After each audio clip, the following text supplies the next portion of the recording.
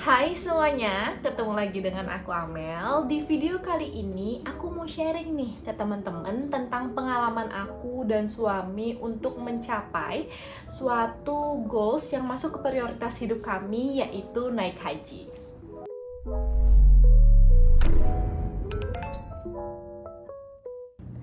Sebagai umat muslim, tentu saja naik haji merupakan salah satu impian dan juga kewajiban bagi para muslim yang mampu. Nah, untuk itu aku dan suami ingin melakukan suatu hal yang konkret untuk mencapai tujuan tersebut, yaitu dengan cara mendaftarkan diri sebagai jamaah haji dari Indonesia.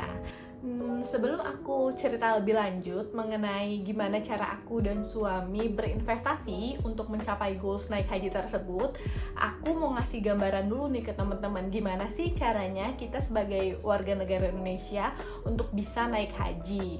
Mungkin sebagian udah pada tahu kali ya, tapi aku tetap bakal mau jelasin terlebih dahulu gambaran besarnya bagaimana kita sebagai warga negara Indonesia yang tinggal di Indonesia mau mendaftar atau mau naik haji gitu ya. Nah, sebenarnya secara garis besar ada 3. Yang pertama itu yang namanya haji reguler. Jadi haji reguler ini dikelola langsung oleh pemerintah Indonesia. Dalam hal ini Departemen Agama. Dan masing-masing wilayah itu punya kuota masing-masing sehingga waktu tunggunya pun berbeda-beda sesuai dengan KTP domisili kita. Untuk menjadi jamaah haji jalur reguler ini, teman-teman butuh biaya sekitar 40 juta per tahun 2022 ini dengan setoran awal yaitu 25 juta. Jadi, hal pertama yang mesti teman-teman lakuin untuk jalur haji reguler ini adalah datang ke bank syariah untuk membuat tabungan haji. Nah, kalau teman-teman sudah punya uang sekitar 25 juta, itu teman-teman nanti bisa langsung dapat surat validasi dari banknya. Tapi buat teman-teman yang belum cukup nilainya sebesar 25 juta, teman-teman sebenarnya tetap bisa buka tabungan haji. Itu tuh sama aja kayak kita buka tabungan biasa, tapi memang ada beberapa dokumen yang harus kita lengkapi. Kemudian kita kasih setoran awal, itu tiap bank syariahnya berbeda ya. Nanti bisa cross check langsung aja ke banknya. Terus ya udah kayak biasa aja, mau nabung per bulan atau per minggu atau per tahun. Nah, nanti ketika sudah mencapai uang 25 juta, barulah bank tersebut akan menerbitkan yang namanya surat validasi, yang kemudian surat tersebut kita bawa ke Departemen Agama di wilayah kita masing-masing. Nanti setelah dapat dan kita melapor ke Departemen Agama, barulah kita akan mendapatkan yang namanya nomor porsi atau nomor urut. Nah, masalahnya adalah aku udah sempet ngobrol sama beberapa teman aku yang domisili Banten, karena aku KTP Tangerang Selatan.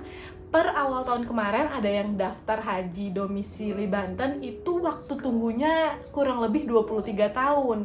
Dan kalau teman-teman mau ngecek di website Kemenak gitu ya, saat ini antriannya tuh udah bisa di atas 30 tahun deh untuk beberapa wilayah. Jadi memang resikonya dari haji reguler ini adalah waktu tunggu yang lumayan lama. Pilihan yang kedua itu ada yang namanya Haji Plus atau yang dulu dikenal dengan ONH Plus. Jadi ini adalah naik haji yang dikelola oleh swasta. Dalam hal ini adalah travel agent atau yang lebih dikenal dengan penyelenggara ibadah haji khusus atau PIHK. Namun tetap dalam pengawasan Departemen Agama. Jadi sangat penting untuk kita sebagai calon jamaah haji memilih travel agent yang memang terdaftar dan license dari travel agent tersebut masih berlaku. Nah, buat ngeceknya gimana? Bisa akses ke websitenya Kemenak, terus bagian PIHK, terus kita tinggal tulis tuh nama PT dari travel agent tersebut. Di situ juga kita bisa lihat akreditas dari travel agent itu. Nah, biayanya berapa untuk haji khusus ini memang berbeda-beda ya. Ya kayak kita mau keluar negeri misalnya pakai travel agent aja, ada yang agak murah, ada yang agak mahal, ada yang mahal banget. Tapi rata-rata untuk tahun ini, untuk yang mau mendaftar tahun ini itu sekitar minimal $12.000 per person dengan DP 4.500. Berbeda dengan haji reguler tadi, kalau haji reguler kan kita yang mendaftarkan diri langsung ke Departemen Agama. Nah, kalau melalui jalur Haji Plus ini, yang kita itu bisa diwakilkan untuk mendaftarkannya itu melalui travel agent kita tersebut. Untuk itu sangat penting buat kita memastikan bahwa kredibilitas dari travel agent yang kita pilih itu memang benar-benar baik gitu ya. Karena nanti kita juga transfernya ke rekening bank si travel agent tersebut. Dan berdasarkan informasi yang aku dapat dari travel agent yang sudah aku tanya, beberapa travel agent, waktu tunggu untuk Haji Plus di tahun 2022 ini adalah 6-8 tahun. Memang kalau sebelum pandemi itu cuma sekitar 4-5 tahun, tapi karena terpotong pandemi itu kan freeze 2 tahun ya kalau nggak salah, jadi waktu tunggunya agak lebih lama, tetapi masih lebih bisa dikatakan setengah lah dari haji reguler gitu. Yang ketiga itu haji furoda atau yang lebih dikenal dengan haji nggak pakai ngantri.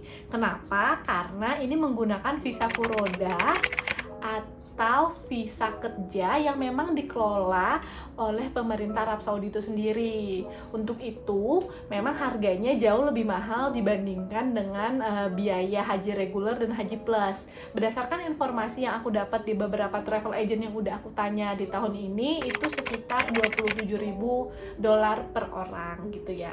Kemudian setelah tahu nih beberapa pilihan yang bisa kita ambil gitu ya dalam menjadi calon jamaah haji, aku dan suami akhirnya berdiskusi karena usia kita berdua mau 30 tahun nih gitu ya. Dan berdasarkan kesepakatan kayaknya kita mau ketika naik haji semoga badan kita itu masih fit. Untuk itu kemungkinan kita tidak ngambil haji reguler. Jadi yang kami pilih adalah Haji Plus yang waktu tunggunya 6-8 tahun. Dan targetnya karena daftar haji itu kan butuh nomor porsi buat dapat nomor urut biar nggak ngantri terlalu lama. Artinya kami berdua harus sesegera mungkin mendaftarkan diri, dan biaya yang dibutuhkan itu adalah $9.000 untuk kami berdua.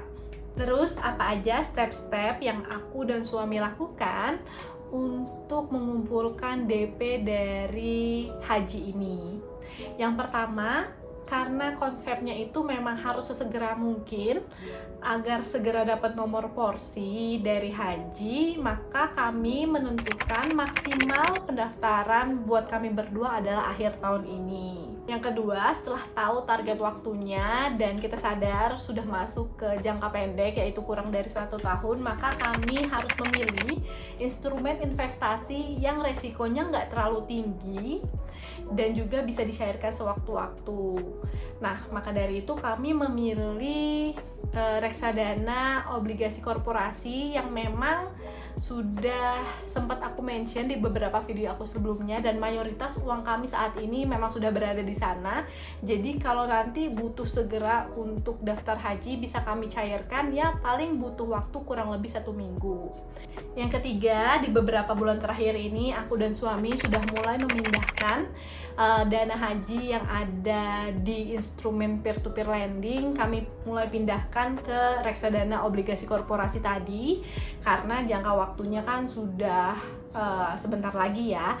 Kenapa begitu? Karena memang kita harus memindahkan resikonya ke yang lebih rendah dan juga ke instrumen yang lebih liquid. Buat teman-teman juga, kalau misalnya punya goals jangka menengah dan panjang, di 1 tahun terakhir mulai pindahkan di instrumen yang lebih liquid dan juga resikonya lebih rendah, karena kan butuh uangnya sebentar lagi gitu ya. Dan yang keempat, kami akan terus top up reksadana obligasi ini tiap bulan. Dan misalnya nanti kalau ada uang mendadak kayak uang bonus gitu dari perusahaan, akan kami alokasikan 100% untuk menambah DP dari haji ini biar bisa kami segera mendaftarkan ke travel agent tersebut. Itu dia tadi step-stepnya yang kami jalani, dan yang paling penting gak lupa berdoa semoga niat baik ini bisa diridhoi oleh Allah dan juga dihindarkan dari hal-hal yang gak diinginkan. Untuk itu kami juga mau mohon doa teman-teman yang nonton video ini, semoga kami bisa segera mendaftarkan diri sebagai calon jamaah haji Indonesia. Dan sekian dulu video kali ini, aku bakal sharing lebih lanjut ketika kami sudah masuk ke step selanjutnya. Untuk itu see you on the next video teman-teman. Terima kasih sudah menonton.